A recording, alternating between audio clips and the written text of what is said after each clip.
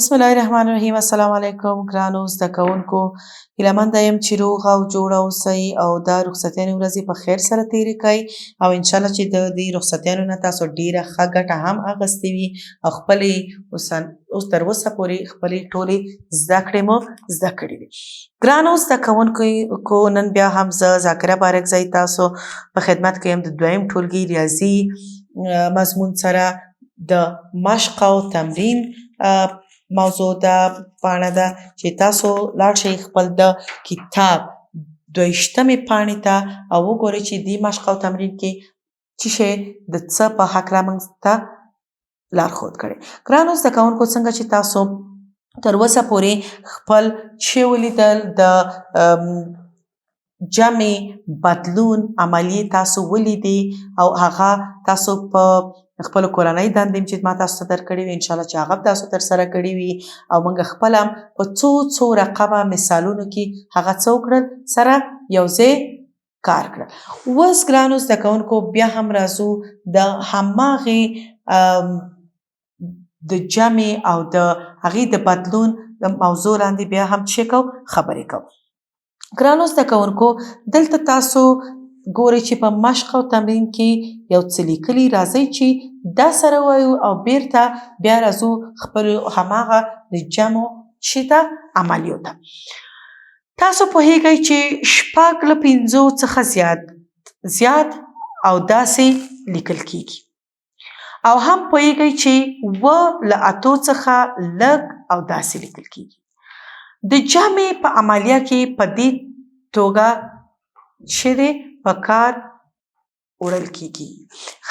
تاسو ګرانو زده کوونکو، تاسو خپله وکتل چې څنګه زده کړې چې تاسو مخکینی په لومړي ټولګي کې مو کړې، په دویم ټولګي کې تاسو د کمو او زیاتو توپیر او پیژندنه ډېره ښه وکړه او تاسو د هغې په نښو باندې پوه شوئ چې کم لوی عدد دي څه رقم تاسو هغې ته نښه ږدئ او کم چې کوچنی عدد دي هغې ته څه رقم نښه ږدئ. اوس د دې کوچني او د لوی عدد لیکنه د جمع په عملیه کې څه رقم کارول کیږي. راځئ چې نن د دې په هکله زده کړه وکړو. ګرانو زده کوونکو، اوس دلته وګورئ چې څه یې لیکلي. دلته 8 جمع 9 څو کېږي؟ 12. دلته جمع کړي، هغه به موږ بیا سره یو ځای جمع کو، وګورو چې 12 کېږي که نه. خو اول دې مثال ته ځیر کېږو. دلته بیا لیکل شوي چې 8 جمع 7 چې 15 کېږي. دلته چې لیکلي دي 8 جمع 9 او دا خانه ګورئ چې تشه ده. تر اوسه معلوم نه دی، موږ جمع نه ده کړې چې دا عدد لوی دی که دا. کله چې موږ دا جمع کړو دلته موږ ته د 12 عدد لاسته راغی او دلته د 15. اوس موږ پوهیږو چې کم یو 12 لوی عدد دی که 15. دلته هم تاسو ګورئ چې یویزه خانه او بیا لسیزه خانه لرو. زموږ یویزې خانې توپیر لري، یعنی یو کې 15 دي یو کې 7 او لسیزې خانې هم چې دي د دواړه یو شی دي، د دواړو دلته هم یو دی او دلته هم، یعنی یو دانه لسیزه موږ دواړو کې لرو خو یویزې فرق کوي. دلته 15 دي یویزې او دلته هم 7. اوس تاسو باید څه وکړئ؟ د پورته مثال څخه په کار اخیستنې سره د لاندې پوښتنو په تشو ځایونو کې مناسب عددونه او د لوی او کوچني نښې ولیکئ. اوس راځئ ګرانو چې موږ څه وکړو، خپل قلمونه او کتابچې تاسو هم راواخلئ، زه به هم خپل قلم راواخلم. راځئ چې اوس د دې عددونو توپیر وکړو چې کم لوی دی او کم کوچنی دی. دلته خو تاسو ګورئ چې عددونه لیکل شوي دي خو دا د څه دي؟ د جمع اجزا دي. دا لیکل شوي خو موږ تر اوسه نه پوهیږو چې کم یو لوی دی او کم یو کوچنی دی، یعنی موږ د هغې مخې ته څه شی ولیکو؟ تر اوسه موږ په دې نه پوهیږو. راځئ چې موږ هم یوه ورقه راواخلو او د دې پوښتنو جواب پیدا کړو. دلته موږ څو لرو؟ پنځه-ویشت جمع څوارلس. ښه اول خو د 25 جمع 14 حاصل پیدا کوو چې دا څو دي. 15 جمع 4 15 جمع 4 څو کیږي؟ تاسو اوس په حساب ډیر ښه پوهیږئ چې اوس کولی شئ چې همداسې راسانې حساب کړئ، خو بیا هم که نشئ کولی څه وکئ؟ د لوبیا دانو نه کار واخلئ. 4 جمع 15 15 4 څو دانې شوې؟ 15 شپږ اووه اته نهه. دلته 2 دلته 1 ښه 2 جمع 1 څو دانې شوې؟ 3. دلته موږ لاسته راوړو چې دا اولنۍ خو څو شوه؟ 29. اوس راځو دا دویمه څه کوو؟ سره جمع. دا هر یوې یو سوال دی. تاسو وګورئ دلته بیا لیکو 12 جمع 10. 2 صفر سره چې جمع کو یعنی 2 ګوتې لرو بله ګوته نشته، دلته 2. ښه اوس یو د 3 سره که جمع کو 3 دانې لوبیا موږ دلته لرو، یوه دانه دلته څو دانې شوې؟ 4. ښه اوس موږ پوه شو چې دا پاس پوښتنه چې دلته لیکل شوې وه لکه 25 جمع 14 څو شوې؟ 29. دلته د دې د پاسه لیکو 29. دلته 12 جمع 10 موږ اوس پیدا کړل چې دا څو شو؟ 42. ښه اوس 42 لوی دی که 29؟ اول خو یویزې خانې ګورو. یویزه خانه دلته ګورو چې دې کې 2 دي او دلته 9. صحیح ده؟ یویزه خانه د دې څه ده؟ ډیره ده.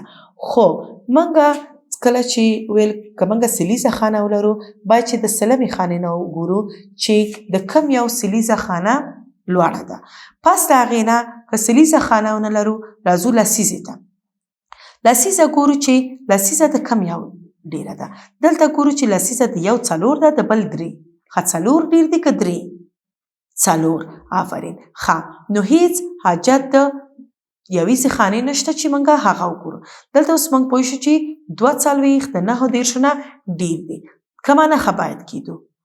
آفرین دا نښه چې خوله یې کوم یو د لوی عدد طرف ته خلاصه وي. ښه اوس راځئ دویمې پوښتنې ته چې دا وګورو چې دې کې کوم یو عدد لوی دی او کوم یو کوچنی.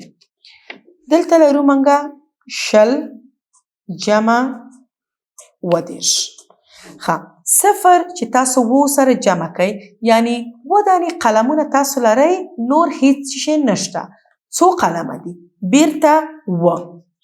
او دلته ګورئ چې 2 جمع 3 2 دلته څو شو؟ 3. ښه 2 جمع 3 څو شو؟ 15.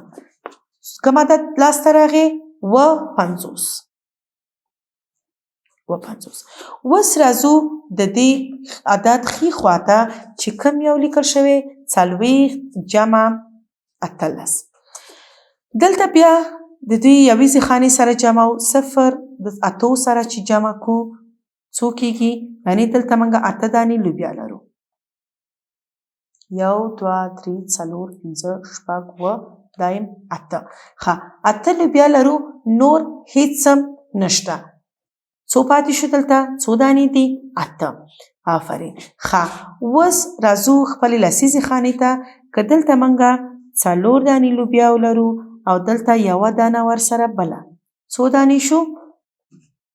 15. آفرین. دلته دا شو څو؟ 58. ښه ګرانو اوس تاسو په دې کې څنګه چې ما ویل چې اول د لسیزو خانو چک او برابري کو.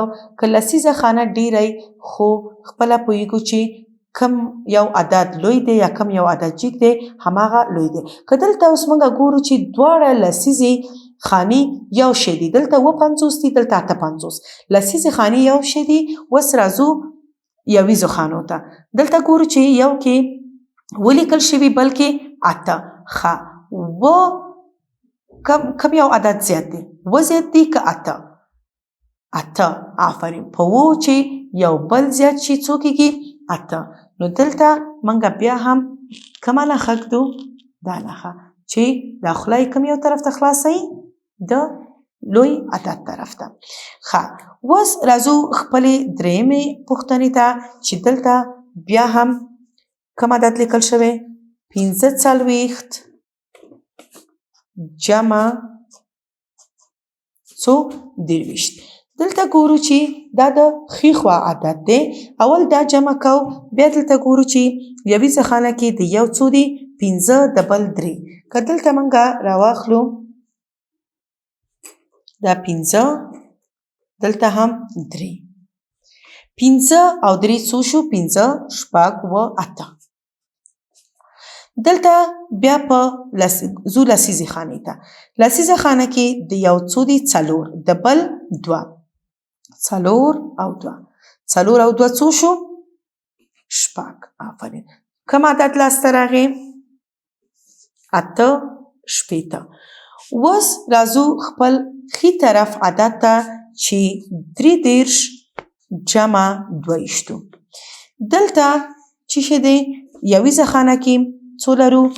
3 او دلته 2. که دا 3 لوپیاګانې موږ دې 2 سره جمع کو څو کېږي؟ 15. دلته بیا هم په لسیزه خانه کې هم موږ 3 او بیا 2 لرو. بیا که 3 او 2 سره یو ځای وشمیرو او جمع یې کو څو کېږي؟ 55. ښه زموږ ښي طرف ته 55 عدد لاسته راغی او چپ طرف ته 8 شپېته. ښه اوس ګورو چې هم لسیزه یې دې نه ډېره ده او هم یویزه یې. ښه موږ یویزې ته یې پام نه کوو او همدغه لسیزه یې چې دلته ګورو لسیزه د دې شپږ ده او د دې 15 کوم یو عدد لوی دی؟ 8 شپېته. کومه نښه باید کېدو؟ دا نښه په دې شکل باندې چې خوله یې د دې لوی عدد طرف ته چې خلاصوي. ښه ګرانو زده کوونکو دا هم و ستاسو د مشق او تمرین برخه. دلته 3 پوښتنې نورې دي چې تاسو دا په خپلو کتابچو کې سره کار کړئ. وګورئ چې کوم یو عدد لوی کوم یو کوچنی دی، یعنی ښي طرف او چپ طرف عددونه دواړه بیل بیل سره جمع کړئ او بیا یې نتیجه ولیکئ. دا و ستاسو نننۍ زده کړه. انشاءالله چې تاسو د دې زده کړې څخه څه اخیستي تر راتلونکي زده کړې پورې چې بیا ستاسو په خدمت ته حاضرېږم. تاسو په لوی الله سپارم. خوشحاله اوسئ.